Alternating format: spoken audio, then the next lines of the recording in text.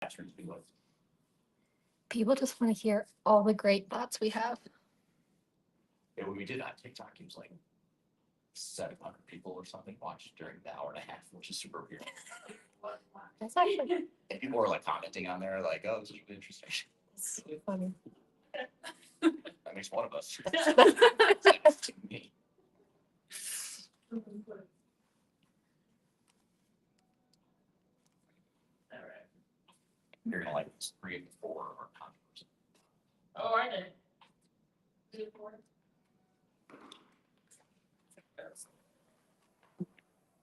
See, 42, 0.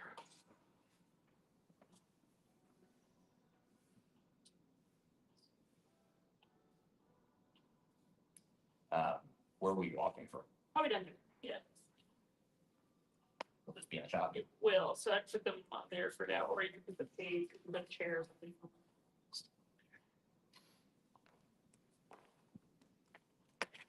There's already 4 people watching. And it doesn't capture the account on LinkedIn either. It only captures YouTube and Facebook for some reason. Oh, it's like for all the platforms.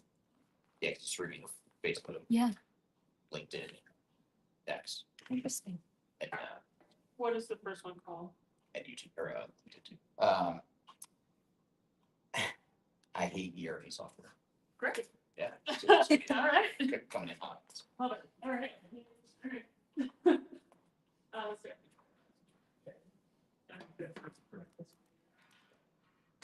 Let's see. Really quickly, look for it. You close. All right. Ready, Mark? Even though I've been in the ERP software space for 25 years, I'm going to share a deep, dark secret with you here today. And that secret is that I hate ERP software. I'm going to explain why in this video. Let me try that one more time. I got a little bit of this. And not me. See ya. On. Good. Good.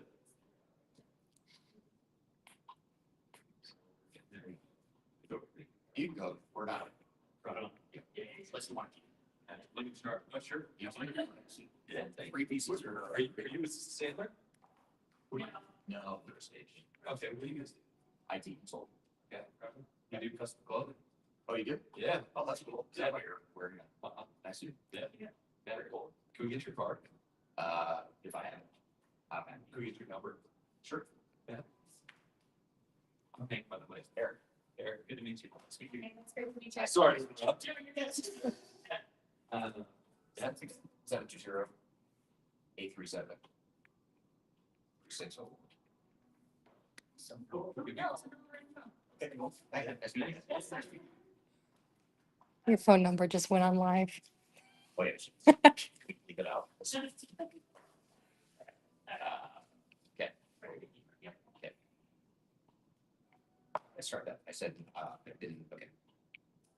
I've been in the ERP software consulting space for 25 years now, but I want to share with you a deep, dark secret with you here today. And that secret is that I hate ERP software. I'm going to explain why that is here today. And if we take a step towards that one. Towards, Yeah, like just take it back. Yeah. My name is Eric Kimberling. I'm the CEO of Third Stage Consulting. We're an independent consulting firm that helps clients throughout the world with their digital transformation and ERP software journeys. And I've been in the ERP software space for about 25 years now. I started at PricewaterhouseCoopers back in the late 90s.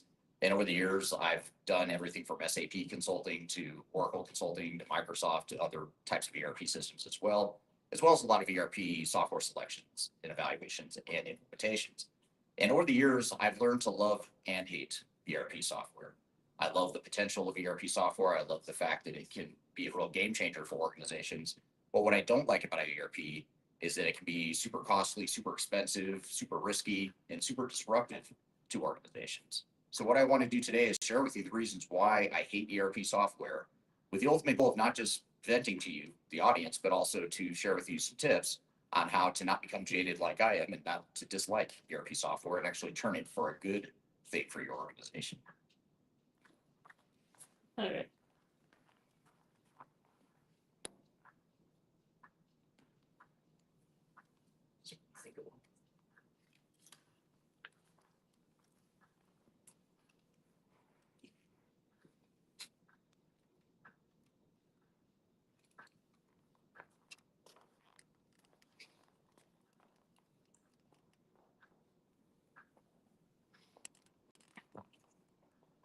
So I'm gonna square your shoulders with me. And one tiny, Perfect. There you go. Yep.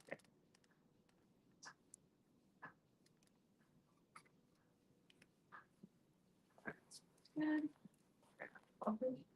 Slowly open. Would you have to leave? A little bit. Okay, because if you want, when you leave, if you want to set it like over here where it gets the full. Yeah. Because it's beginning of the ground. Yeah, I'll do it now. Okay. Maybe I need to- And now we can switch angles and stuff. Perfect. All right, I am ready. Okay, so we'll do the Traditional. the normal promo thing, and monolithic and cumbersome. Or about ERP software is monolithic. Cool. All right.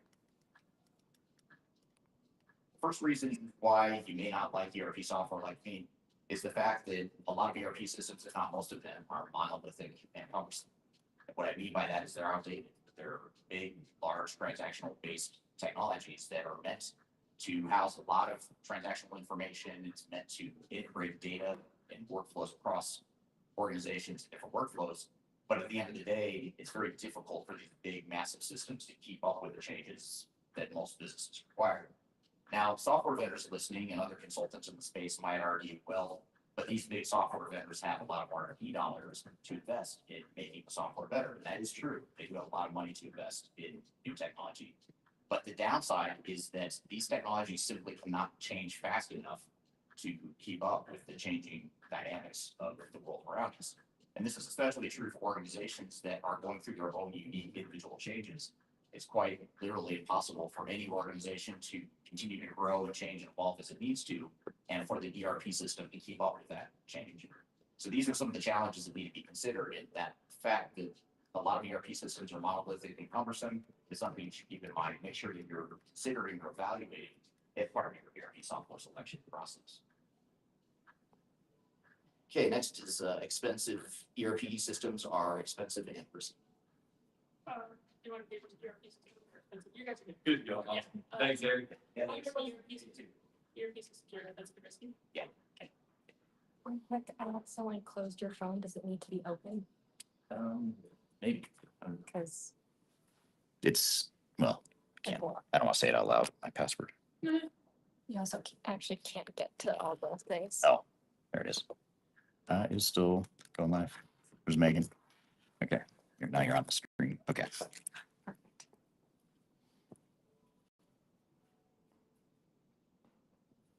Expensive or risky? Expensive and risky, all right.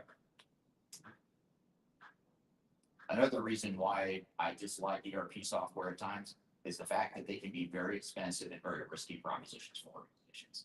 Now, when we're lurking, No, we're lurking.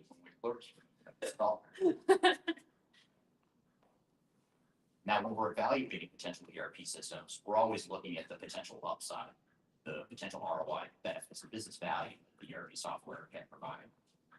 Thanks, Nate. Bye. Why did you get these all? It's a lot. Oh, Yep. oh, that was very smart. Sorry, you're right. It's fine. So ROI, okay. And while those benefits are real, or potential benefits are real, the other reality is that these propositions, these implementations are expensive and risky.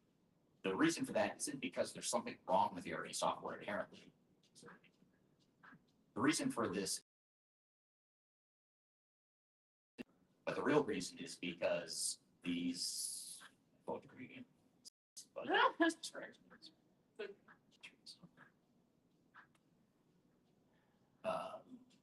Real reason. okay.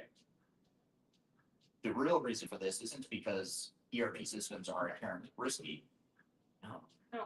That's not at all. They are inherently risky, and then you went to the real reason. Yeah. Yeah. Real, okay, they are the real reason. Yeah. The real reason is because ERP systems are broad, largely integrated systems that affect an entire organization. So in other words, you're not just putting a small part of your business at risk. Chances are pretty high you're putting your entire business at risk, or at least a large subset of your organization. And that's both the blessing and the curse of ERP software is that they're fully integrated systems. They can handle end-to-end business processes and workflows. But the downside is now you're putting those end-to-end business processes and workflows at risk. If there's a problem with the way you implement the solution, it becomes much more than a technical problem. It becomes a budgetary problem because you're likely to spend a lot more time and money getting the system to do what you want it to do. But perhaps even more importantly, you're also putting your operations at risk. This is something that the work. This is a little. Nope. This is a dirty little secret that the industry doesn't like to talk about. But the reality is most organizations lose a lot of money, not just in the money they spend on investing in the implementation, but in the operational disruption that happens after implementation goes live. According to our research, just over 50% of organizations that implement new ERP software experience some sort of material operational disruption, meaning they can't close the books, they can't run payroll, they can't ship products, or some other major showstopper for their operations. And these disruptions cost a lot of money. In many cases, these disruptions cost exponentially more than the actual implementation itself. And that risk and that cost is something that's very real and needs to be considered. And that's the reason why ERP systems have such a bad rap in the industry today. Okay, next is ERP systems can't be everything to everyone.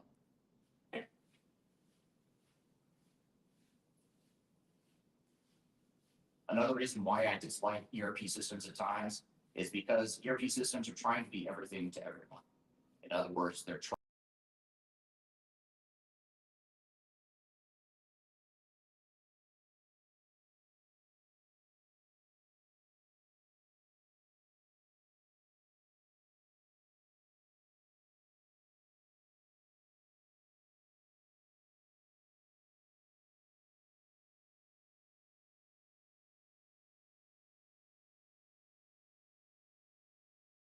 that they don't necessarily want to find out of an off-the-shelf, out-of-the-box ERP system. So, yeah, it's probably just they heard the phone number on the last reading. Now everyone's calling. Could be. It keeps. If it is, I mean, I'm surprised. It's crazy. No, I don't think that heard a question from me. They do it on here actually.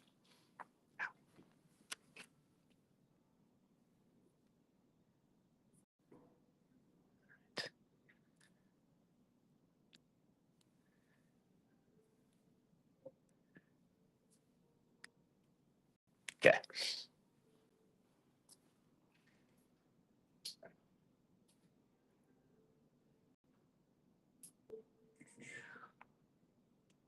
Let's take an example to talk about how an ERP system runs into constraints and its own functionality when you look at different types of organizations. Let's just say you have a retail organization where you're doing high volumes of selling. Wow. That didn't make any sense. Nope. Where you're selling high volumes of product to your customers. That is a distribution volume-based game that requires certain types of business processes that are very unique to the retail industry. Let's compare that to a complex engineer of order manufacturing organization that makes really big, expensive, low volume, complex products. That's a very different business model, different set of business processes, workflows, data requirements that are very different than the retail example. But yet, most ERP vendors are trying to sell their software to these multiple disparate industries.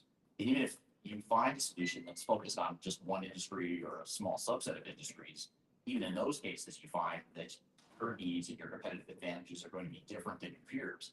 Not to say all of the functionality is not a good fit for you, but chances are pretty high you're going to have trouble fitting into an ERP system that's trying to be everything to everyone. So that's one thing to consider, and that's one of the big limitations of ERP systems, is that they simply cannot be everything to everyone across industries. All right, and then next is questionable business value.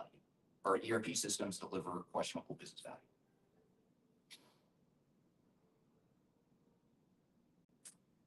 For the 25 years I've been in this industry, I've noticed and observed that ERP systems deliver questionable business value. ERP failure rates are very high, and even when a failure doesn't happen, and even when the failure is not a massive failure, chances are pretty high that you're not getting the business value you expect out of the system. That's been a problem that's been plaguing the industry for 25 years. And oftentimes, to be fair,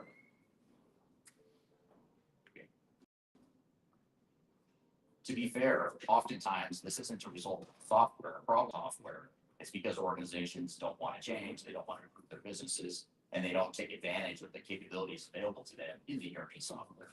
However, a lot of the time, it's because there are limitations in the ERP systems. There's complexities in the system. There's functionality that is too cumbersome for the organization, or just simply the organization runs out of budget because the initial implementation was so expensive that they didn't get to implement all the modules that they needed. So there's a lot of different reasons why this is, but at the end of the day, most organizations fail to achieve the business value that they expect to see out of their ERP investments. Right, and then ERP systems benefit vendors and consultants more than customers.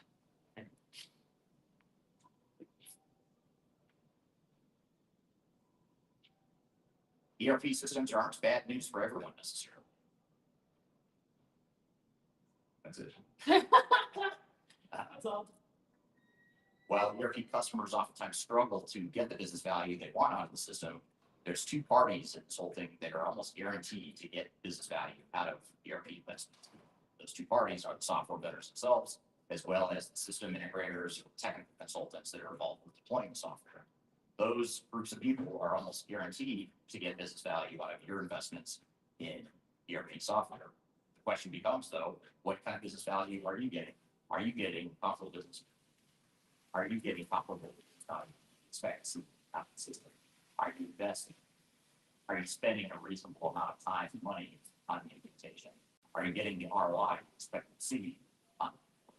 These are all questions you have to ask yourself to really make sure that you right size the project plan, the strategy, the investments you made, the products you select, choose, and implement. Those are all questions you have to ask yourself to make sure that you're not just going all in and blindly investing, doubling down on ERP software that may not deliver business value to you, but they only deliver business value to the consultants and vendors that are providing the service to you. So I hope this provides you some perspective. I'll try that again, yeah. So, Yeah. so these are some of the reasons why I dislike ERP software at times. I'm not planning on going anywhere. I love the work that I do, but at times ERP software drives me crazy. I have a love-hate relationship with it and with the industry, and that's why I've committed my career to helping organizations make better decisions and be smarter about how they deploy ERP software in a way that makes sense for them as an organization. Now, I'd love to hear what you think. What do you think the real value or the real problem is? Do you like ERP software? Do you hate it? Are you somewhere in between? Love to hear your comments. Please leave those in the comments below. So if you found this information useful, I hope you have a great day. I had a bunch of breaks, so I'm really not sure on that, but it's 60. Like some 10. Yeah, 10, 12 at the most. Yeah. Let's just do a sitting one here. Ready?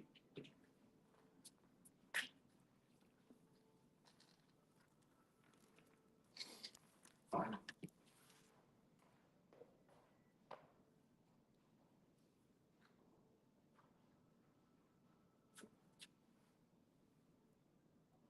What is the title of the next one?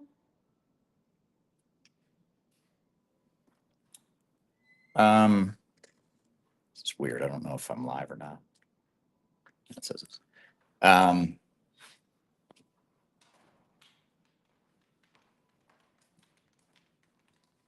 Something similar. Oh, the end of big consulting. Oh. I was gonna call it, I hate big consulting, but little similar. little negative for Wednesday afternoon. Wednesday afternoon, just I hate big consulting. I hate everything. I hate everything and everyone. We're just cranky old man. Old man, you've gone into cranky old man status. I'm just sitting here. Being, yeah, just getting angry at everything. And the music these days suck. Just get into it. Let's hit every stereotype. There you go. All you need is a back in my day sentence. Back in '98 when I started That's right. this field, didn't have all these young kids ruining everything. No working. My mom's the best way. It's always funny. She complains about losing people all the I was like, "Ooh, look who's gotten the old person club." She's frustrated all the time. She does work with a lot of shitty people, but she does a lot of blanket statements about the younger generation. I complain a lot about traffic now. Try. I don't The know. old guy that's like, I remember, because I've lived in Denver for so long. Sure, yeah. I remember an I-25 was a 2-lane highway, and now you got 6 lanes, and it's always jammed Still up. jammed. It's because all these transplants from Yep. California, California. Texas are coming here. That's exactly right. Hey, I know I'm part of the problem. And I'm going, this isn't that bad. You're like, oh, this Coming from California. compared to LA, this is great. Fine. It's not bad at all. All right. One time I saw a stat that said it was like 1 out of 10 people that moved to Colorado are from California. Oh, I played that. And then I was like, but let's do the math. How many people in the US live in California? It's like 1 out of It's 10 people live yeah. in California. So it's like, Pretty much, yeah. That doesn't really tell you anything because it's It's basically, just a general, it's like, so it's the average? yeah, so an average amount of people. So the normal then? Yep. It is pretty wild. All right. So one more time with that title. The end of big consulting. Can I have you sit real quick just for a sec, just to make sure that and have this double already the chair out. Database. Yeah, you're gonna be looking at this one. We walk from over here. Oh, probably over there, yeah. Okay. Yeah. Let's see. Probably gonna give you that.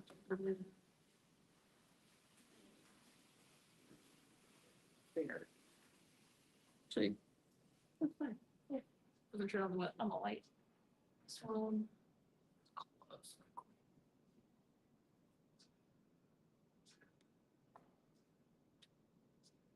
all right, now we're ready. Okay. So let's walk on over.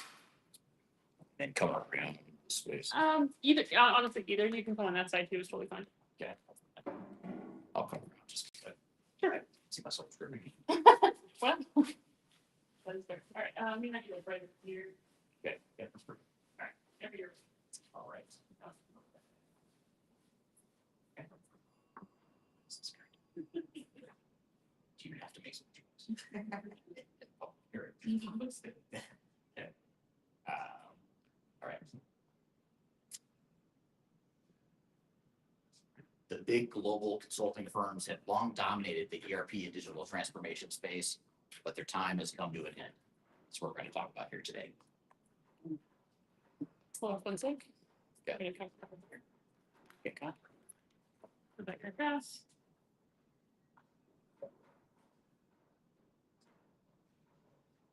Door closes, you're all set. Okay. My name is Eric Kimberling. I'm the CEO of Third Stage Consulting. We're an independent consulting firm that helps clients throughout the world reach the third stage of digital transformation success. And I started my career 25 years ago at one of the big consulting firms, PricewaterhouseCoopers to be exact. And the big consulting firms have been around for a long time. They've long dominated the enterprise technology space.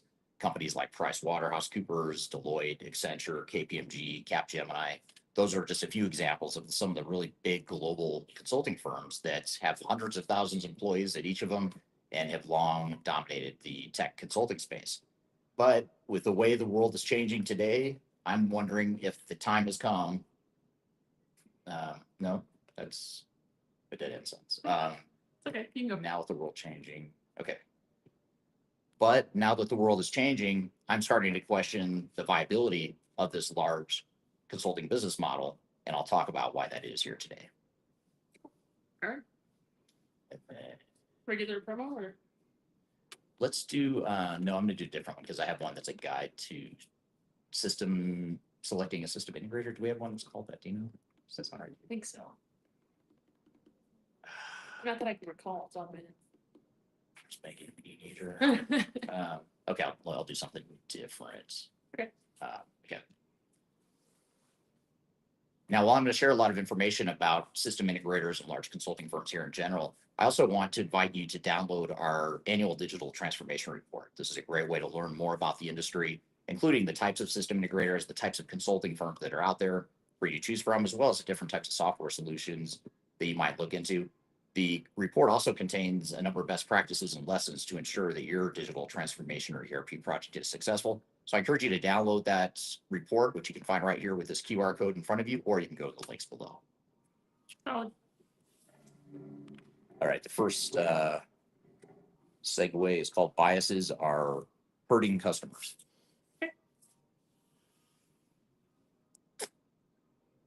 Personal here. I hope I don't get teared up. It's a personal story I'm gonna tell. Oh, Uh, oh. JK. Just have him cry on camera. Oh, damn.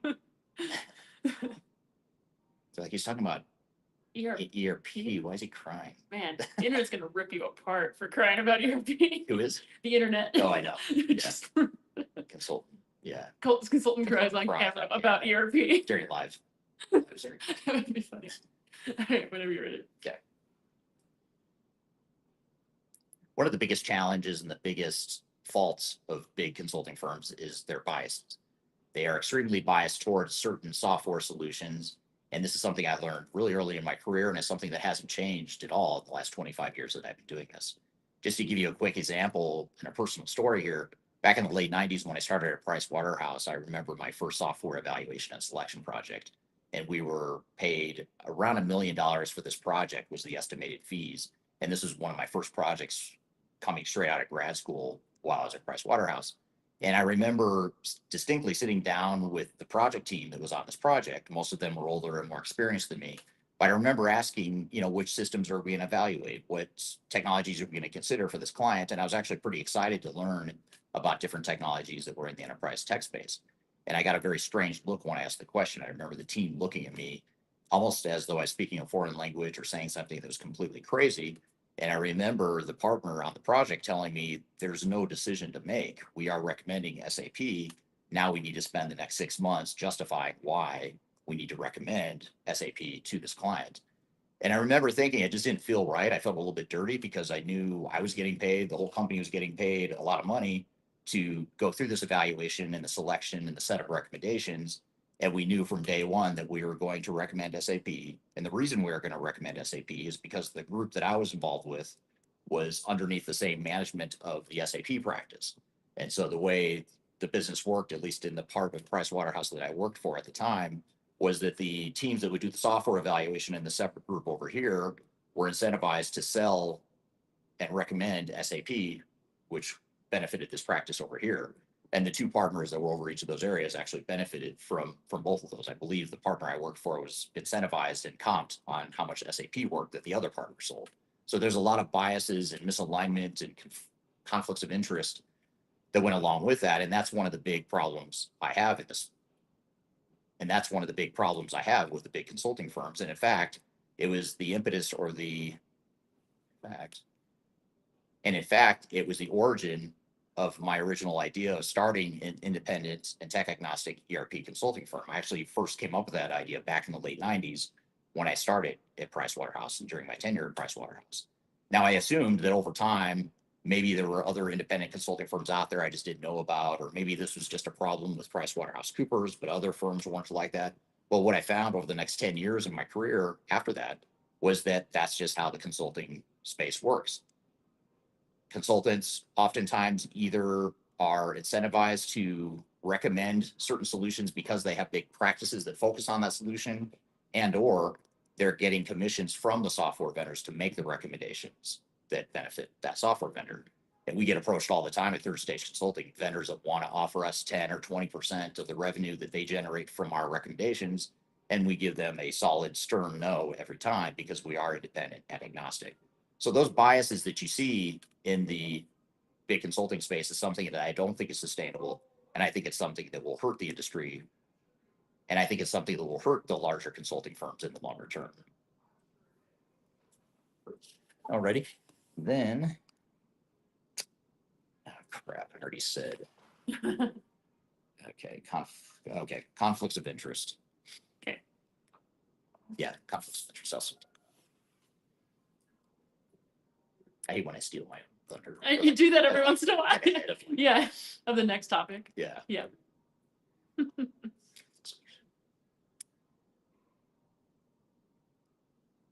Another reason why I think the big consulting model is not sustainable is because of the conflicts of interest that are inherent in the business model. Now, I talked about how many of the big consulting firms are incentivized financially to recommend certain products, and they benefit financially for that. And that in and of itself is a conflict of interest. But there's other conflicts of interest as well. One is that the big consulting firms have a pretty steep incentive to get as many bodies billable on your project as soon as possible. Okay. And it may sound normal enough. It doesn't sound like a big surprise. There's not necessarily anything wrong with that. That's their job, is to generate revenue for their organization. But your job as a CIO or as an organization that's investing in technology consultants to deploy technology, your job is to make sure that you're not minimizing cost, but optimizing cost and making the best use of those resources. And I remember distinctly when I was at the big 5 consulting firms back in the 90s, I would remember, well, I don't remember what I remember. I remember, okay. I remember having many internal conversations that we intentionally excluded the client from, where we were at the client site billing for our time, strategizing about how we could get more people on a project. In fact, that's how I got on my very first project at Price Waterhouse. Is I had just come out of grad school. I had just gone through initial training, had never touched an ERP system in my life, had never been a consultant in my life until that moment. And I was put on a project where I didn't have anything to do for several months. It took a long time for me to get up to where I was actually working a full-time job. And during that time, I was expected to bill at least 50 to 60 hours. So I was billing for dead time because I was incentivized and I was expected and pressured to bill as much time as possible, even if I wasn't adding value. So that conflict of interest isn't in the interest of the client, but it certainly helps the big consulting firms. And another way that we see this conflict of interest manifest itself is that when you get a mid-sized organization that's not a big Fortune 500 company, but they're a decent sized organization, the big consulting firms will treat it like a big Fortune 500 company, and they'll try to staff it the same way. So let's just say they have some clients that are 100 billion or more in revenue, and they might put 200 people full-time on those sorts of projects. They'll try to put as many people as possible, or as close to 200 people as they can, on a mid-market company that might only be $5 billion. And that's just not cost effective. It doesn't add value to the client. And long-term customers are starting to figure this out. And that's why I think this model is outdated. And I don't think it's going to last very long. All right. Customers are tired of paying for new consultant training.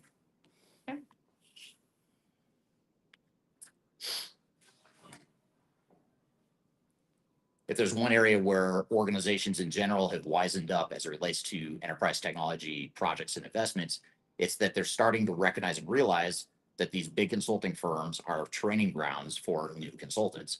And that's okay. That's how I started my career. I got great training working at Price Waterhouse, but I did a lot of that training on the dime of clients that were paying the consulting firm I worked for to train me.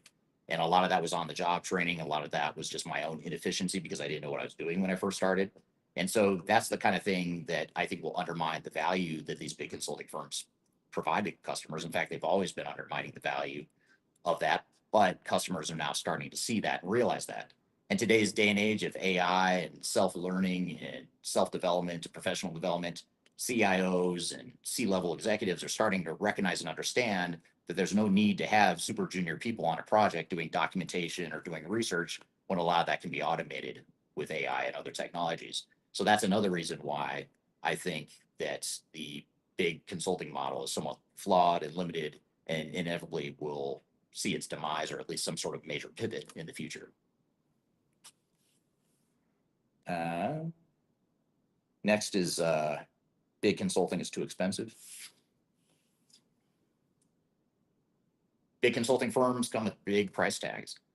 I'm not just talking about the rates that they charge by the hour for a daily rate for the consulting services, but I'm also talking about the overall cost.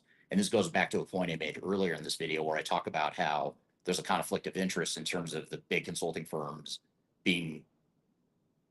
putting an immense amount of pressure on their employees to put as many people as possible on any given project. This just jacks up the cost and raises the cost of the project. And big consulting firms are really good at playing politics and ensuring that the client doesn't necessarily understand or know how resources are being directed and the value that individual resources on a project are delivering to a project. What they do instead is they'll usually have a senior manager or partner who's sort of the face of the team that will do all the interaction with the executive sponsors and the executive steering committee. And they do a really good job of selling the value of the team as a whole.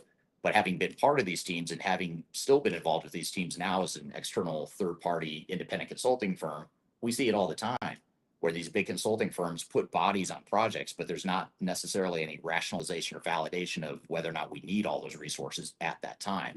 A lot of times what happens is these firms are so hell-bent on staffing up the project as quickly as possible and as fast as possible, as much as possible, that they put bodies on projects and ramp it up at a certain run rate that's not sustainable for that project long term. So in other words, you might have staffing levels like this, but really you might be able to deal with, but really you might be able to get by with a lot less of a staff at a slower burn over a longer period of time.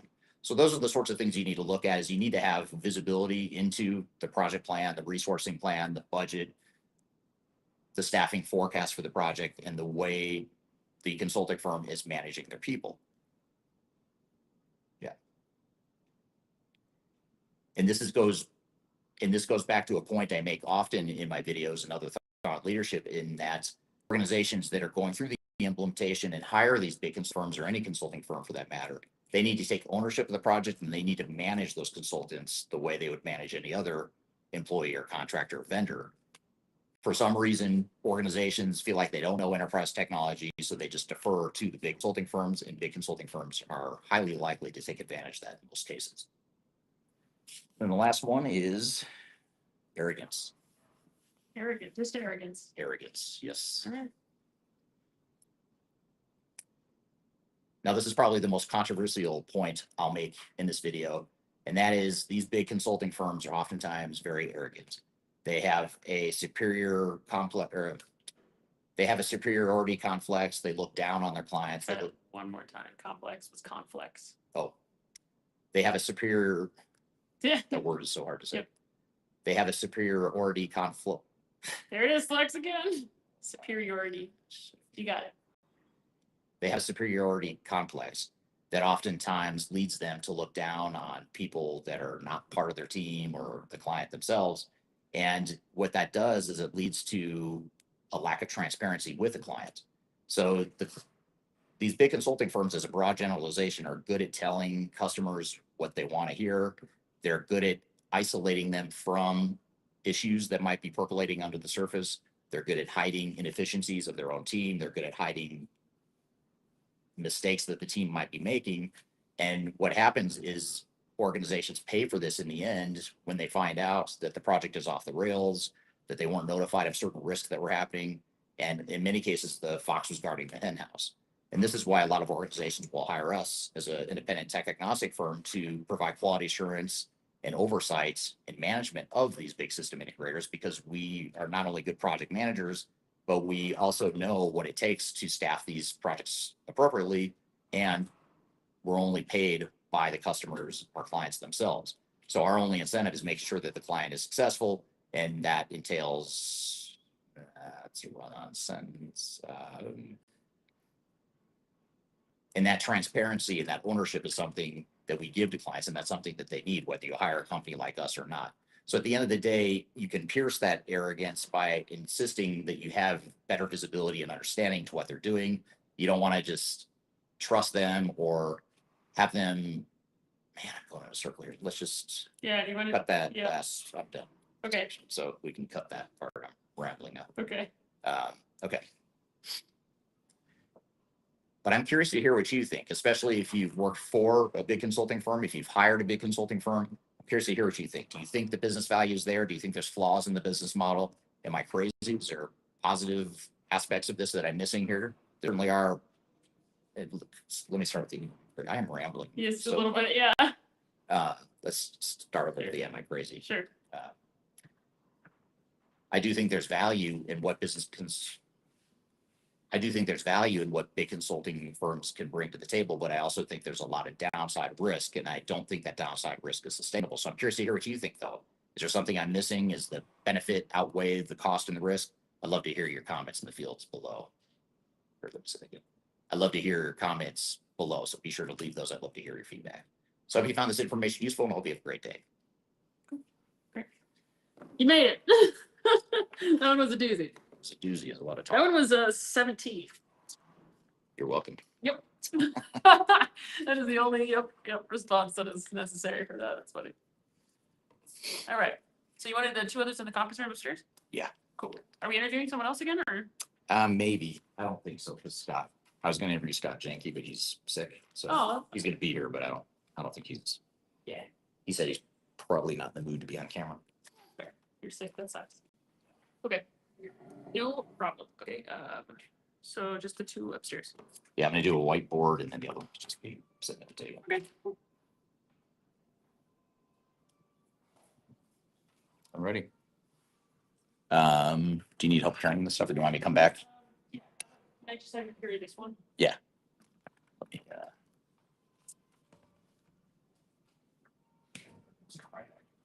camera. Yeah, I'll be able to. Let's take it as is. Yeah, so yeah. Have something else? I think that'll be good. I think I can put everything in here pretty easily to just take it up with the elevator. Okay. I'll be right back. Cool.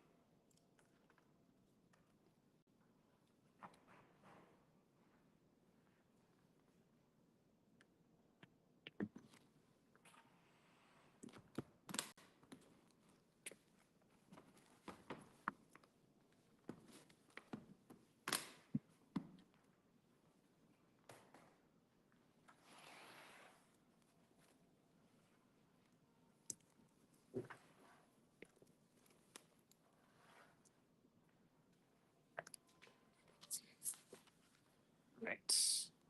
Can I have you grab maybe just that yellow piece? For me? Yes. See you up there. Yep. Okay. Good, I get the whiteboard stuff ready. Okay. Okay. You wanna do that one first? Yeah. Okay.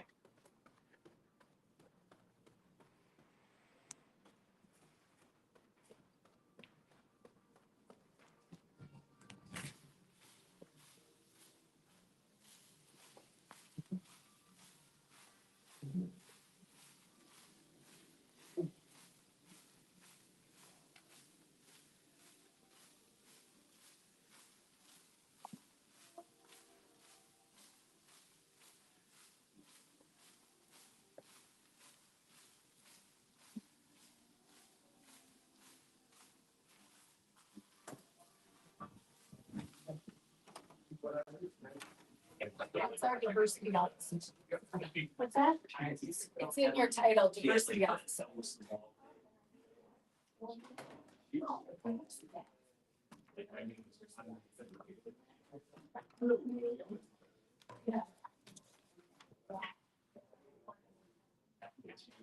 Yeah.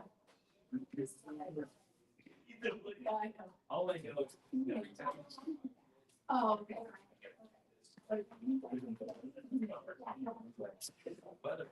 Great. Charles, that was actually.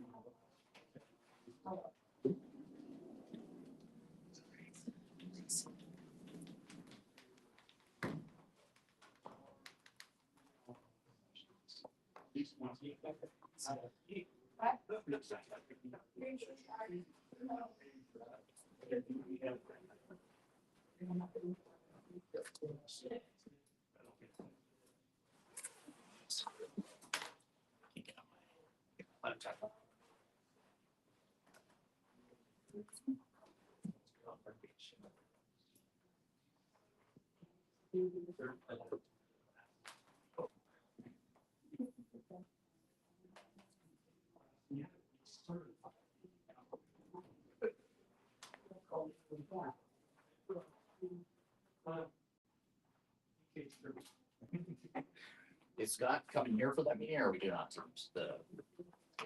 Oh.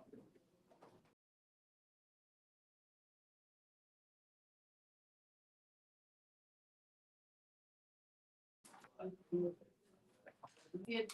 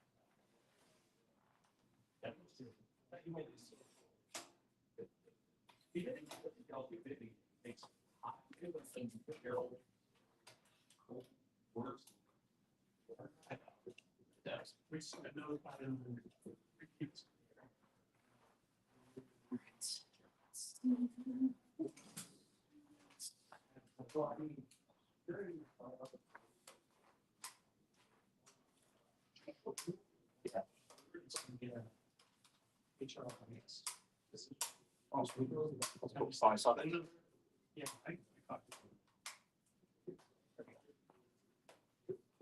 Yeah, we get lost into the flag. Right. Nice job on the progress on those three. And there's that one in Europe too, the one. The wine, well, there's a wine company too. Oh, they want. Yeah. They said we're going to. Sounded like it. Big. Yeah. So he needs to call on Friday. We have to call on Friday. So on the Boston, too. So they're going to go forward starting second week of February. With us. With us. I Yeah. was making sure. You're like, no, someone else. With you. Well, I didn't know if they made a decision or not. If they were just like, yeah, we're starting in February. Yeah, they did. They just came back and said, all right, we need you to take over what we set on this. You need to be more in the $50,000 to $70,000 range. Okay, We have $100,000 here. gotcha. So we'll Cool. take all of that out and we're good to go. Awesome. It's very cool. Nice work. Awesome Dynamics, that's badass. That's a cool company, Yeah, it's cool. just like in general. Like everyone's involved, I'll work with like an aerospace company or something. That's like, what a cool thing. Like they just want a social media that's still cool. Like, Yeah. So,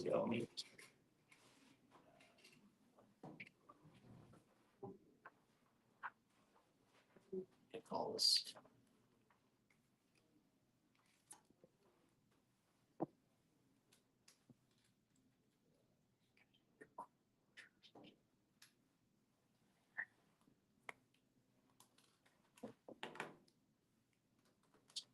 Significant. Sure.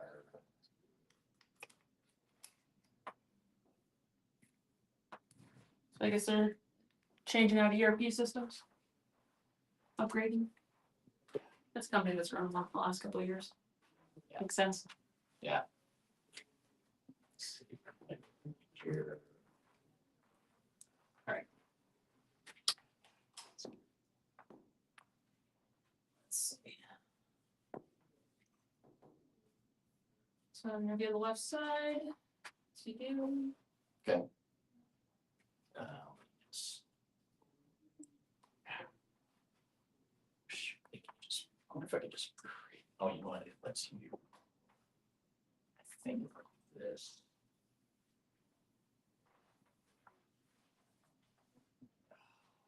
It used to. Mhm. Like make it, like it all act like straighten the lines and stuff. Oh, yeah. Here. Oh, nice, here we go.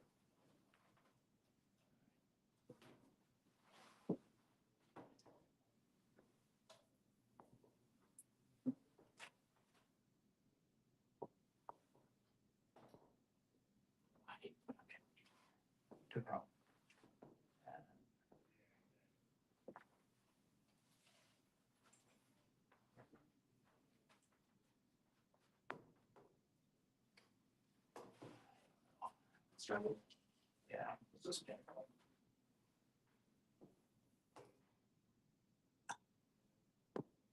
And create a box, it used to like. All right.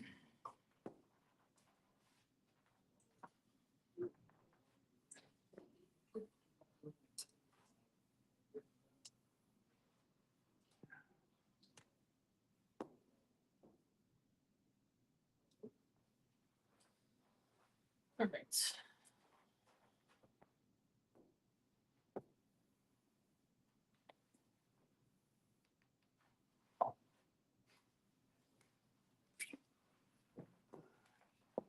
That's why I didn't do art. Kid, or because of profession.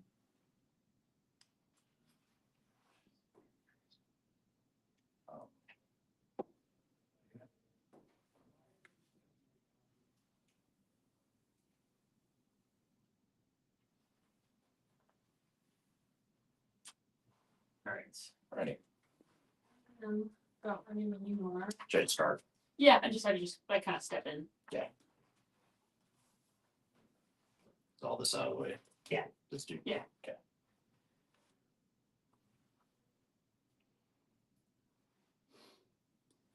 All right. What is this one called? Which digital strategy? Which digital strategy? Which digital strategy? Yes. WHICH, not WITCH. Oh, which? Yeah. Yes, got it. Which? Yes. Like which one? Yeah, which one? Gotcha. Okay.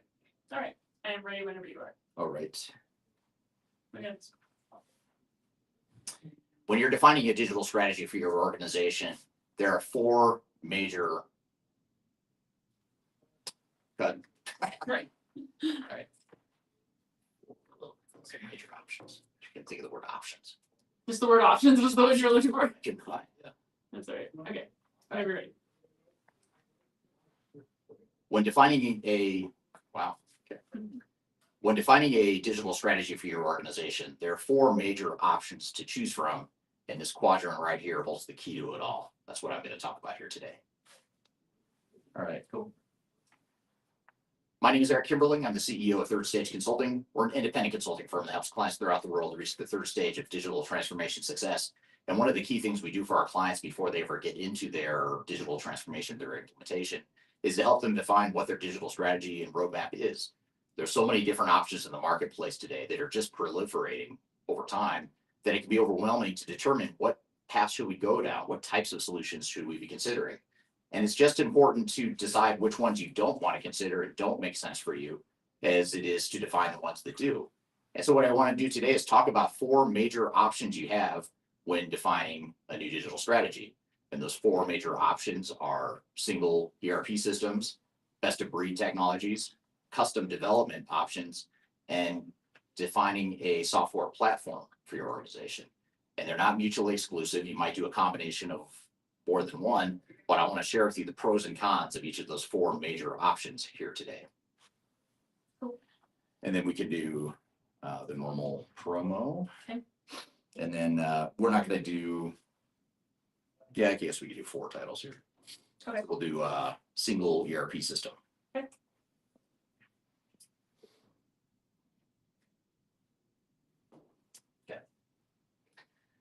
The first option you have as an organization, and this has historically been the most common option for organizations, is to select a single ERP system that's going to address the needs of your entire organization. Just speed it up if you want.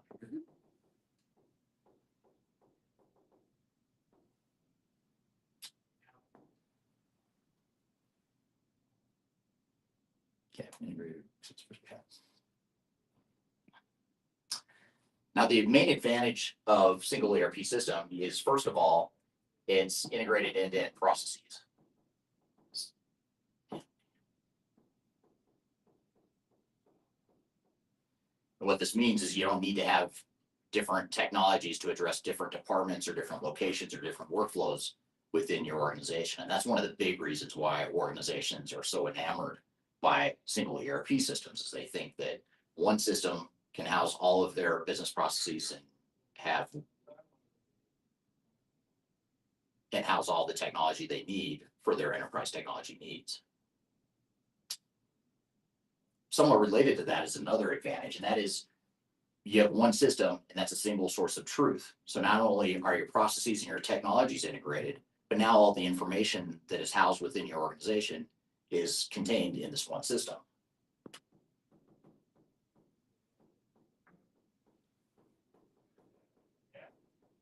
So now you don't need to worry about going to multiple systems and getting different answers for the same question, or you don't need to go to multiple systems to get an answer or do an analysis that requires multiple data sets. Now, in theory, you should be able to go to one single ERP system that gives you the single source of truth that you need as it relates to your business operations. Oops. There we go.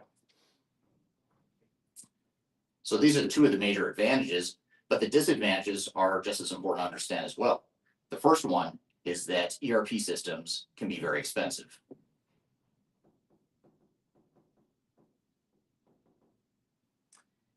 And you might argue, well, ERP systems aren't any more expensive, or maybe they're even less expensive than some of the other three options we'll talk about.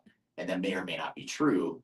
More often than not, ERP systems are a lot more expensive than organizations think. And the reason for that is a couple fold. One is ERP systems are end-to-end business processes. They're single systems that automate your entire business.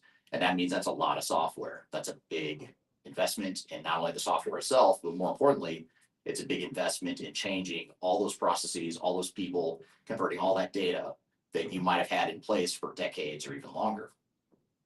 The other big expense that comes with ERP systems that is often under-realized and underrated is that the operational disruption caused by putting in a single ERP system is very disruptive.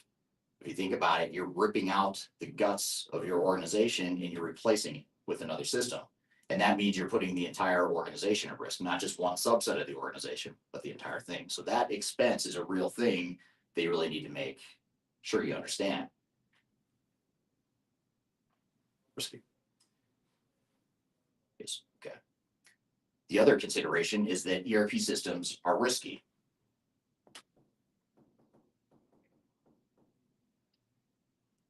That's somewhat similar to the point I just made in terms of it being expensive. It's also risky because now you run the risk of having a material operational disruption at the time you're flipping the switch from your old technology or technologies to a single ERP system. And again, the reason for that is because now that you've integrated all of your business processes and your data and your workflows into one system, just one break or one problem in the implementation or the workflows can have a domino effect and affect your entire operations. We see a lot of organizations that try to implement ERP systems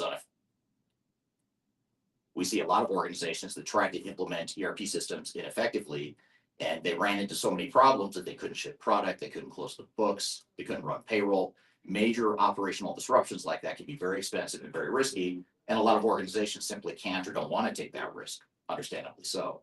So it's important to understand that there are benefits to ERP systems, but there's also downside risks as well. And now we'll get into the other three options you have as well. Next is best of breed technologies. Okay. So, yeah.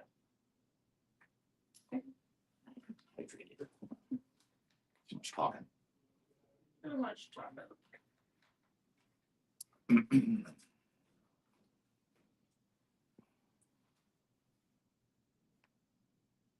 Another option that organizations have is best of breed technologies.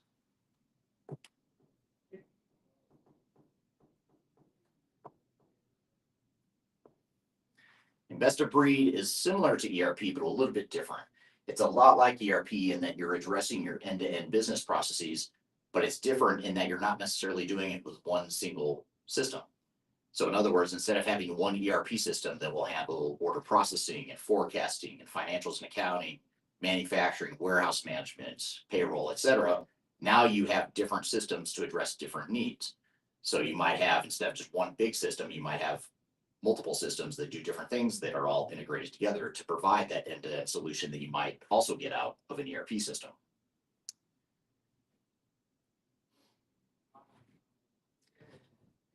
Now, when I first say that, it may sound like best of breed is not nearly as appealing a single ERP. But if you look at the pros and cons, it can actually be very appealing. The first reason why it's appealing to organizations is because it allows you to find the software that's the best fit for different parts of your organization. Many cases, organizations that are implementing a single ERP system find that this system can't address all or even most of their needs, and they end up with big gaps, big deficiencies in what the ERP system gives them, and they end up settling or compromising in certain parts of their business. So, oops, hold on.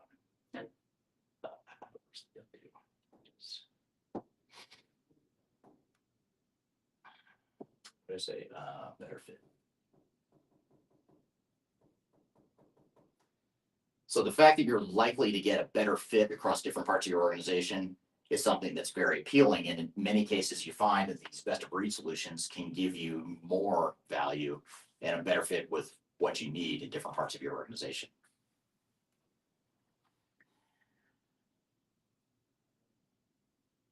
Oh, okay.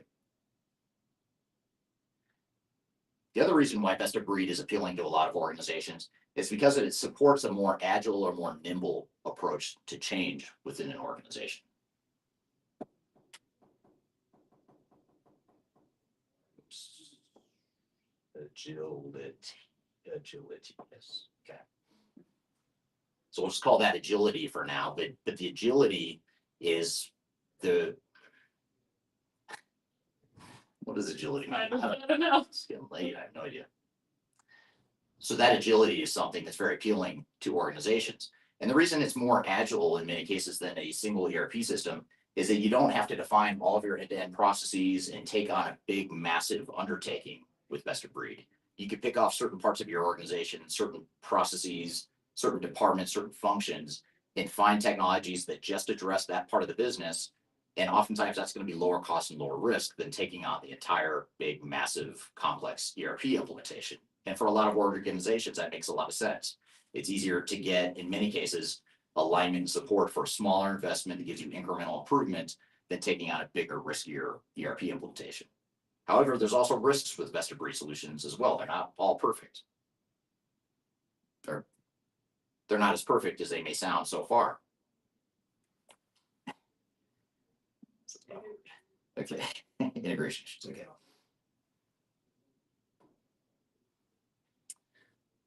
The first is integration issues.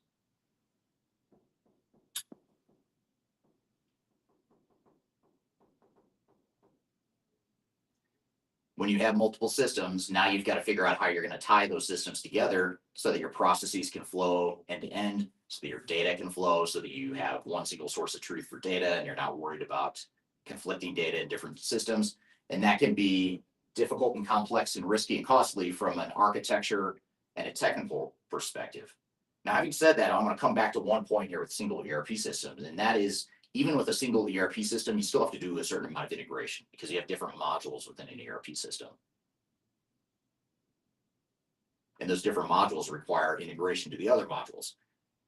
The only difference here is you've got one single system and a single tool set for integrating those systems, which makes it a little bit easier, faster, cheaper than in this case. So this puts more pressure on the organization from a technical perspective. It might add to your cost line item here on integration, but it may also be that you have the advantages here that outweigh that cost. And the other downside risk of best of breed solutions is that it oftentimes results in a lack of clarity around the bigger picture direction of your technology landscape.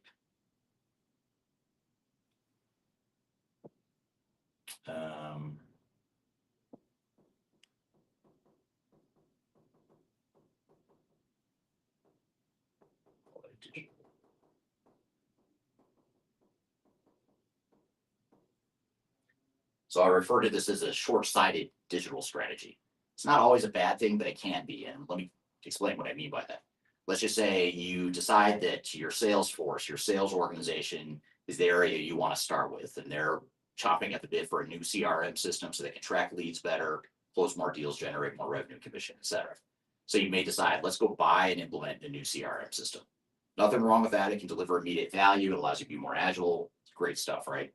But at the end of the day, the challenge with that is now you may be picking a CRM system that doesn't support longer term needs from a technology perspective.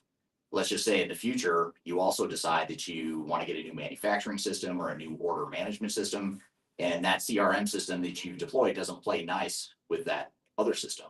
And if you haven't looked at the entire big picture in advance and planned that out, you might find yourself backed into a corner with a technology that works well for the sales team, but it's not there to support the longer term digital strategy and roadmap of the organization. So one way around this, one way to mitigate that risk is to define your digital strategy up front, define what the best of breed tech stack is going to look like, and then start deploying it piece by piece as you see fit, as you prioritize. So having said all that, these are some of the pros and cons of best of breed. And now let's talk about custom development platforms and how they compare to these two solutions as well. Okay. All right, next is custom dev. Cool. The third option we have to choose from is custom development or custom dev.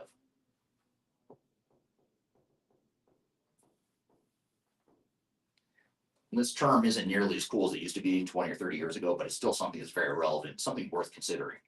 And custom development essentially says we're not going to necessarily go buy anything off the shelf or out of the box. We're going to create our own technology. And it may sound crazy on the surface, but there is some advantage to this as well. Let me get to that here.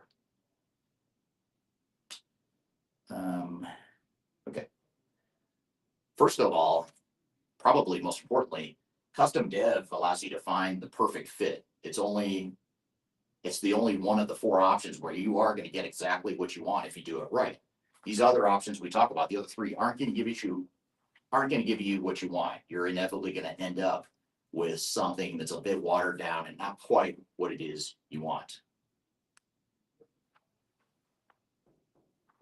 Oops.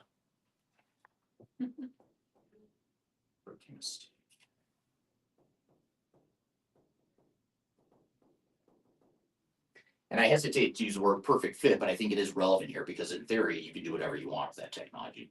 You can develop to do exactly what you want, how you want it, and it's something that can't be replicated by your customer. Let me say that again, but I think it's going to lead into, yeah, actually cut that. Okay. Sure. Okay. And that leads to a second benefit, which is it gives you a competitive advantage if you do it right.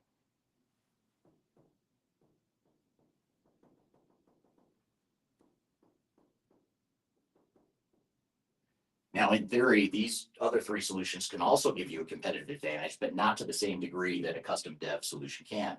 And not only is it giving you a competitive advantage, probably even more importantly, is it's harder to replicate. This makes it a lot harder for a competitor to knock off or rip off your competitive advantage or those things that make you unique and make you better than your competition. If you do find what you're looking for in these other solutions, your competitors can go get that same solution and build that same competency within their organization. So this is the only one of the three that gives you a true, sustainable competitive advantage that's very hard to replicate across your competitors. Now, with these advantages, just like the other three options, comes some distinct disadvantages as well. First and foremost, this is an expensive solution. They're all expensive solutions, but custom, I said that again, I feel like I yelled. Sure. Might go. They're all expensive solutions, but this is probably the most expensive because you're not getting the benefit of R&D and scale and economies of scale that some of these other solutions provide from all the R&D and innovation that's invested by the software vendors.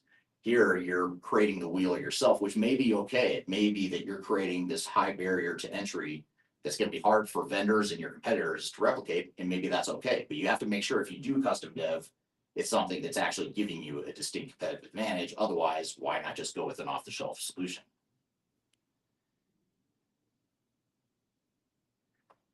The other disadvantage here is that this option is very hard to maintain. It's probably the hardest to maintain of the four options we talk about here.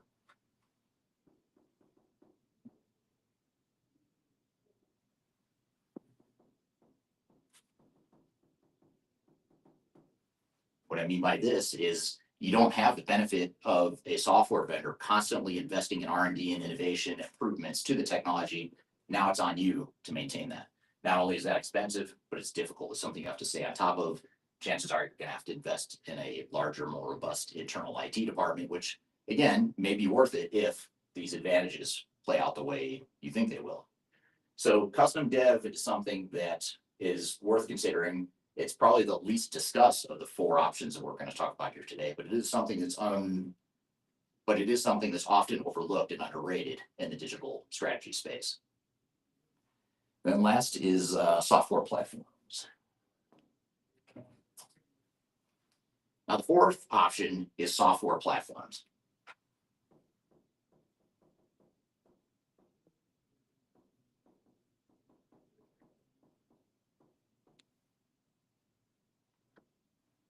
And software platforms are a little different, similar to these two, but a little bit different.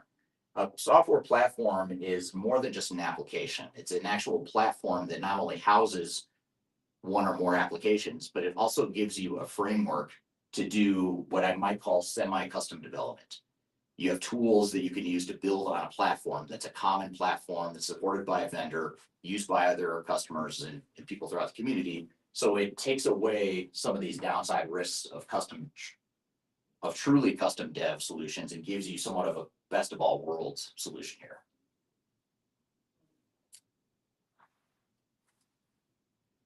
So that's probably the first. So that's probably the biggest advantage is that that's probably the biggest advantage here is that software platforms give you that best of all worlds.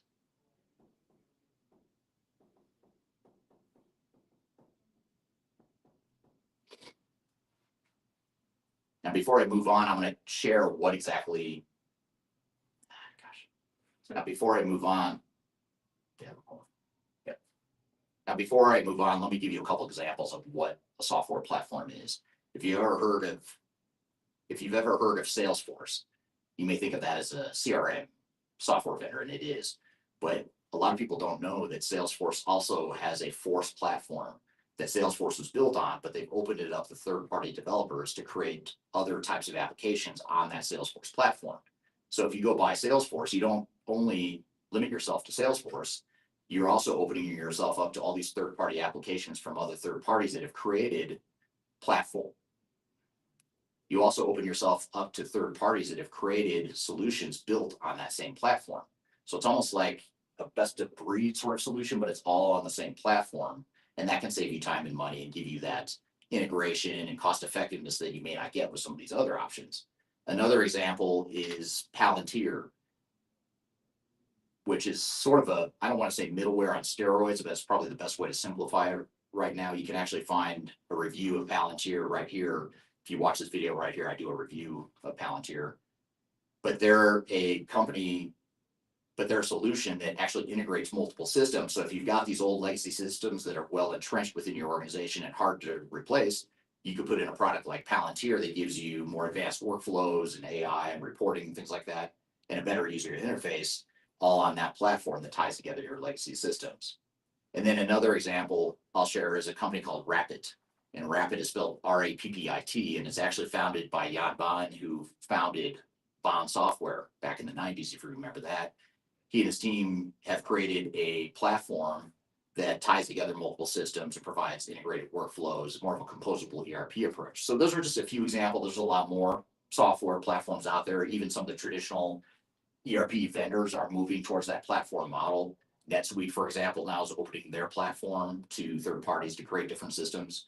Microsoft Dynamics has also opened up its platform to third-party developers. So platforms are a thing of the future, and a lot of organizations are moving in that direction. Which leads me to another advantage in that software platforms, in many cases, can allow you to leverage the existing technology you already have.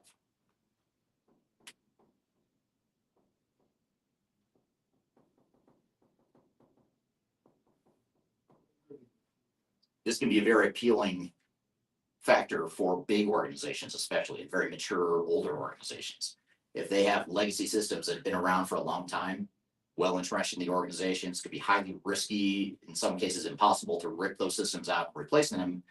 You may navigate that by putting a platform in place that ties together multiple systems that you already have. At the very least, it buys you time to have a better user interface and take advantage of AI and better reporting and analytics. Buys you more time to take advantage of that modern technology while you figure out how you might replace some of those back end legacy systems.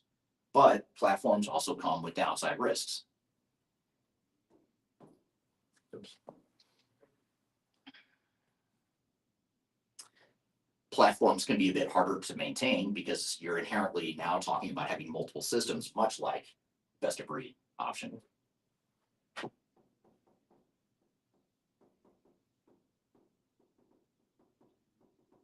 It also requires you to have more of an internal IT staff that can support those multiple systems and stay on top of advancements and other possibilities within that platform. But again, if you find that the advantages are there, that disadvantage or that investment might be acceptable. Okay. And then much like the best of breed option, the software platform option makes it easier to get, what's the word? Oh, fragmented between your multiple systems that you're deploying.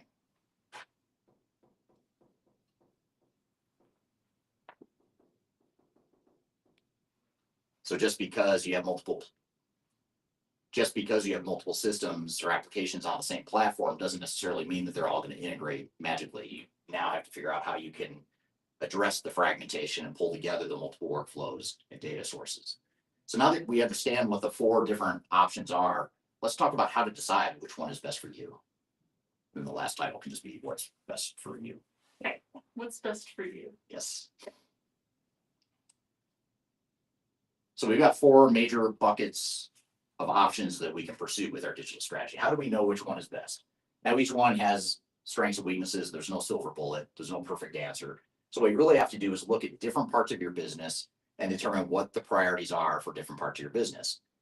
Not only that, you also have to look strategically as an organization. What are your long-term goals and objectives as an organization, and which one of these solutions are going to best support you? Now, one thing that's really important to point out is that you don't have to choose just one solution. You might find that you're going to lead with a single ERP approach, but you might augment it with a custom dev approach where you're going to take some of your areas of competitive advantage, very isolated. You're going to invest in some custom development to bolt onto your ERP system. Or you might find that you're going to find an ERP system, but you're going to find an ERP system that also enables a certain platform that opens things up to third-party developers. So this is where Microsoft Dynamics 365 becomes appealing. This is where NetSuite or Salesforce might become appealing. So you look at ERP systems that also have a platform. That might be an option as well. What often happens with our clients too is that they say, we want to lead with a single ERP system, but we're going to use a best of breed approach to fill in some of the gaps, to fill in the blanks of what a single ERP system can't do. A lot of times clients think they're going to just pick one system, and then they quickly realize no one system is going to give them everything they need. So they end up with sort of a hybrid solution there. So there's a lot of ways to mix and match, but you really have to understand what your goals and objectives as an organization are in terms of how you're trying to scale the organization, how much you're trying to standardize operations, how much you're trying to outsource your IT department, how risk tolerant are you, what does your budget look like? All those factors and considerations need to be incorporated into the decision process here. And if you'd like to learn more about how to define a digital strategy that makes the most sense for your organization, I encourage you to check out our annual digital transformation report. It's a report we publish each year. It contains a number of best practices and lessons and strategies that we're seeing succeed in the marketplace. So be sure to check that out by scanning the QR code here in front of you. You can also check the links below. That report, by the way, also contains a number of independent reviews and rankings of different systems and platforms out there that might help you through your digital strategy definition. So if you found this information useful, and I hope you have a great day. So about 64 minutes. Yep. That's long. That one, yeah, that one was 27. Yeah. It's a doozy. The newsy. Okay, how do I still put this?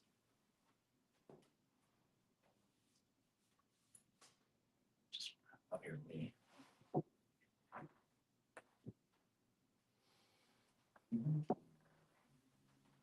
Okay. Finish out with the last one. Maybe let's do a standard.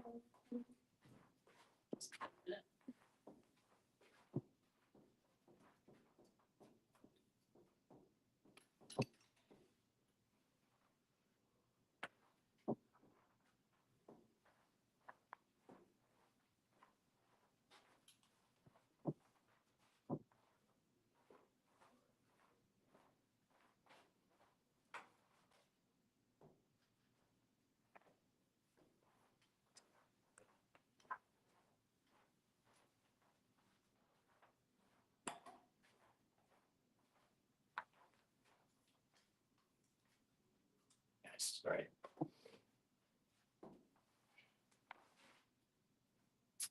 Steam here, these are long. Yeah. Longer videos today. How's this last one also long? No, it's actually It's actually a top 10. top 20 systems of all time. Oh, man, all right. I'm gonna have to change batteries and cards and. No, this one actually, this one's a digital strategy or digital tragedy. Oh, doing some rhyming. Getting a little creative here. All right. Pretty, you want me to sit? Do you want to sit for this one?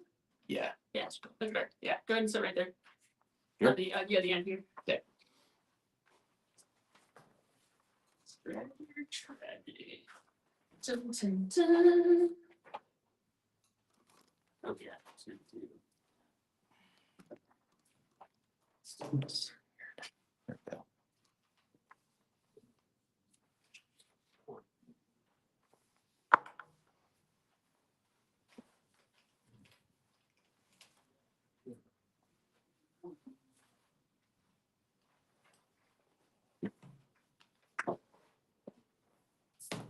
Oh, God. I always saw that, just little heart attacks to make sure we're still alive. What's So, that? right, like Oh, drop yeah. my phone at something, or like I kick a camera, or like whatever. Just little heart attacks, just keeps us alive. I know. Just make sure we're still. On your toes. Yeah. It's the worst. Alright.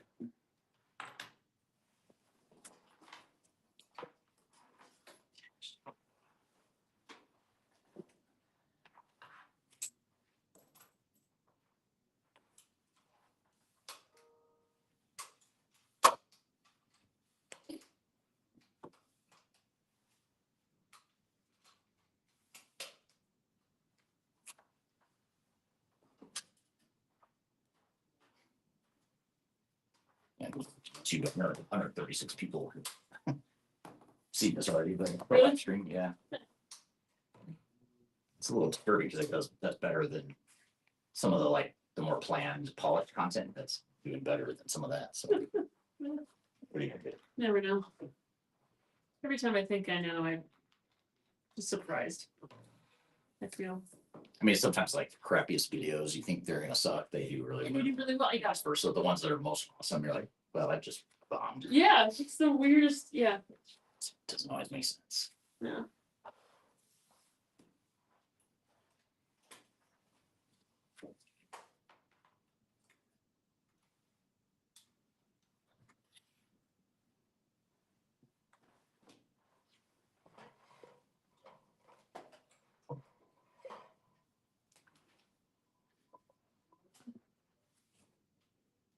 I can see the water bottle.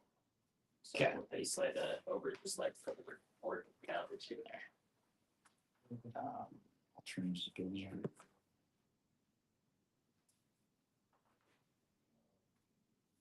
Change this out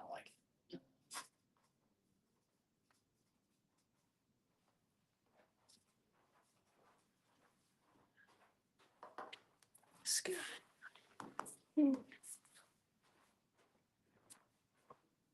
Good.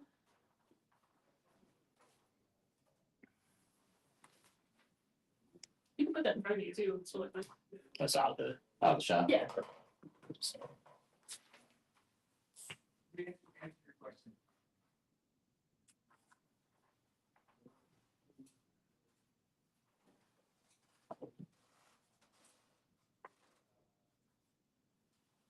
three, four.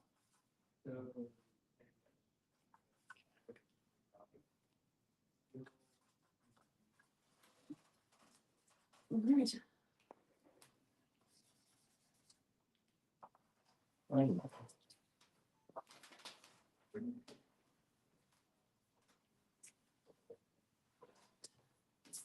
So if you slide it just a little further, there you go. Sorry. Okay. I am ready when you are now.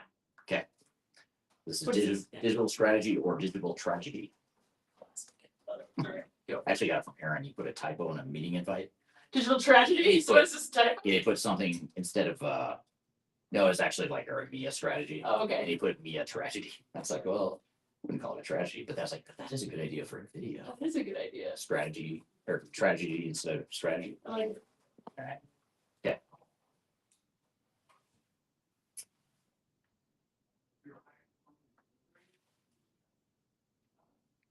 all right, I am ready when you are. Is your digital strategy, wait, no, hold on. It's your approach. Okay. Is your digital strategy actually a digital tragedy? Nope. No. Close. Is your digital strategy actually a digital tragedy? That's what we're going to talk about here today. There you go. My name is Eric Kimberling. I'm the CEO of Third Stage Consulting. We're an independent consulting firm that helps clients throughout the world reach the third stage of digital transformation success. And digital strategy is one of the most underrated aspects of a successful digital transformation. Defining what your digital and ERP strategy is going to be and having clarity on that and alignment on that upfront is so important to ensure that you're successful, that you make good use and investments of your resources, and that ultimately you get the business value out of the investments that you're making. However, unfortunately, a lot of organizations rush into their digital transformations, their ERP implementations, and they end up with a digital tragedy rather than a clear digital strategy. So what I want to do today is talk about the things you can do to avoid digital tragedy and have an effective digital strategy to ensure that your project is successful longer term. Usual promo, and then first is going to be, I just don't like the way I worded this. I'm just going to write down for Amy. So we'll say expense and risk. First.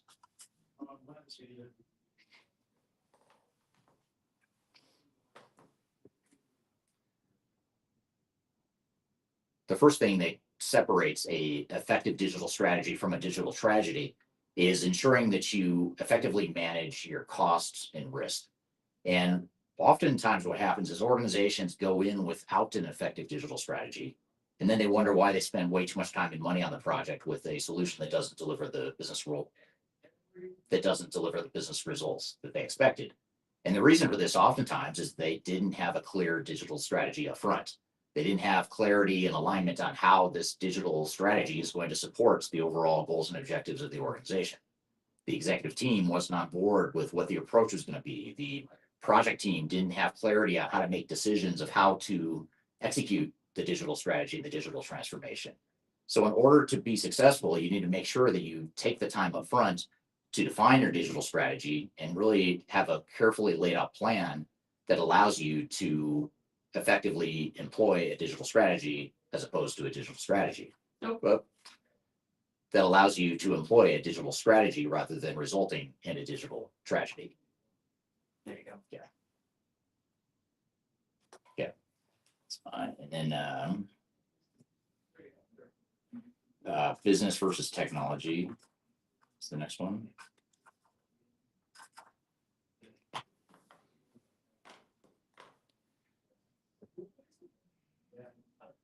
Digital strategy versus digital tragedy oftentimes comes down to how you prioritize business versus technology. Effective digital strategies, well, let me start off here. Ineffective and failed digital tragedies oftentimes, ineffective digital tragedies I hate when I have it stuck in my head what I'm trying not to say, and then I just keep saying it. Ineffective digital tragedies typically start with a focus on technology. They go out and they find a technology they think is going to change their business, and they lead with technology and then try to figure out how to get their business and their people and their operations to fit into the technology. Now, there's some amount of that you need to do in any effective digital transformation, but the companies that focus too much on technology, overinvest in technology, and underinvest in business operations, change management, and some of the operational and human components of transformation, those are the ones that typically end up in a digital tragedy. The effective digital strategies, however, are the ones that start with the business. They start with what they want their future state to be, what they want to be when they grow up, what they want to be in terms of how they're organized in the future. and then they figure out how technology will fit into that. Now, software vendors sort of muddy the waters here and complicate things by encouraging you as a buyer to focus on the technology. So they're actually leading you towards a digital tragedy from day one. So it's your job to say, we are deploying a digital strategy. We're going to start with what our business needs are. We're going to take the time to define that, and then we'll figure out if or how certain technologies fit into that. And not only that, but when you go to deploy technology, even after you've selected it, you want to lead with the same thing. You want to lead with operations, with people, and then figure out how the technology is going to fit within that. Now, certainly technology can bring certain best practices and improvements to your business. That's why you're investing in it. But if you don't know what it is you want to get out of the technology, you're going to end up with something that's very watered down and somewhat haphazard, leading you to a digital tragedy. All right, next is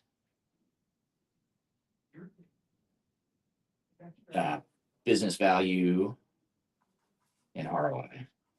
Okay.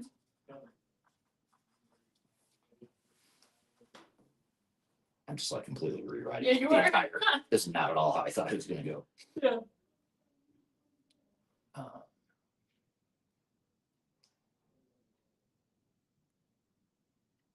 Another dimension of the whole digital strategy versus digital tragedy definition is the business value and ROI you get out of your investment in new technology. Digital strategies that are well defined are the ones that will typically get a better business value because they focused on the operations of the people first and they use technology as an enabler. Digital tragedies, as I mentioned before, typically start with technology and then the operations of people may come along a little bit at the end of the project, which typically leads to the tragedy that we talk about. So in order to be successful and ensure that you have a digital strategy that's effective rather than a digital tragedy, is to make sure that you have a clearly defined business case that aligns with your business goals and objectives as an organization. And just as importantly, if not more importantly, ensuring that that business case isn't just used to justify the investment in technology, but that the business case is used also to manage business benefits and the business value longer term. And this entails defining with more clarity how exactly we're going to achieve business benefits throughout the project and who's going to be accountable for it. And that's where the rubber meets the road. And that's where it gets a little scary for a lot of people because they're used to thinking of a business case as something that just justifies the investment to get the project approved. And then they throw it on the shelf and let it collect dust. Whereas the digital strategies that are more effective are the ones that focus on using that business case as a business value realization tool to ensure that they're actually getting optimization along the way. What's the time at so far? We're currently at 8. Determines my strategy for the rest of this video. Okay. So requirements versus, let me say business, no. Let me just say, alternatives to ERP. Okay, alternatives to ERP software.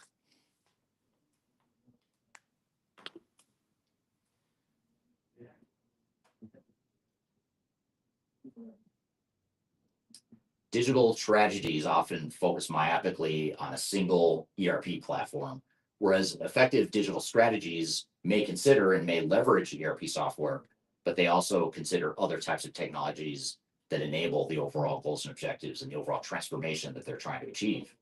Now, software vendors will oftentimes try to convince you to put all your eggs in one basket and to double down on your investments with them. And they'll try to sell you the earth, the sun, and the moon. And that's usually a dangerous proposition because no one vendor can typically provide all the capabilities you need to maximize the value of your digital transformation. What the effective digital strategies do differently than the digital tragedies is that they look at all their options. They look at ERP systems, but they also look at best of breed solutions. They might look at platforms. They might look at standalone AI solutions. They might look at custom dev options. And more importantly, even outside the world of technology, they're looking at non-technology options as well. They're looking at ways that they could improve their business processes without new technologies or without expensive, risky technologies. They're looking at ways that they can clean up their data and put analytical and BI tools in place to get better value out of the systems they already have. And they're looking at ways that they might be able to upgrade their existing technologies at a lower cost and lower risk, but potentially higher business value. And it's important to note here, it's not the end of the world if you're not on the latest and greatest technology tool set. You certainly don't want to be so outdated, decades behind, where you don't have maintenance or support for the solution, or where you don't have the skill sets that are around anymore to support the solution. But you also don't need to be the first or the first wave of organizations using a certain technology or vendor. So if you have a legacy system that's working for you, if it's not broken, then why fix it? You might just take more of an incremental approach that is lower cost, lower risk, and maybe it doesn't even give you as much business value as a brand new technology might, but it might actually be a better ROI because you're not exposing yourself to the risk and the cost that oftentimes goes along with those newer solutions. All right. Now, if you're looking for more guidance on how to turn your digital tragedy into a digital strategy, I encourage you to read our 2025 Digital Transformation Report. It's an annual report we publish it each year that covers a number of lessons and best practices from digital transformations that we've helped our clients through. And it also contains a number of independent reviews and rankings of different types of technologies that are out there. And so you can, wow. You can access that report by scanning the QR code right here. You can go to the links below and it's completely free to download. So I hope you found this information useful and I hope you have a great day. Nailed it. As always. As always. Perfect. No, it is. No, it is. Yep. One take. It's like 11 minutes. Not bad. Yeah, I thought it'd be shorter. Yeah. I mean, it was the other ones. Yeah, true. Or that 27-minute one. Yep. The whiteboard ones always take forever. Yeah, those are expected, honestly, to like take a while. I'm not surprised on this. It's like the top 10s are all like, just usually a little longer. Yeah. And I can't talk today either. Yeah, you've been filming right All day. down here, down south. It actually worked out really well. I was worried that it was gonna go a little long, but then I literally ended at 2 when I was like, perfect. My shoot tail. It's good. Cool. Yeah. All right. When stuff just comes together. It's funny, I had to, oh yeah, you can finish that.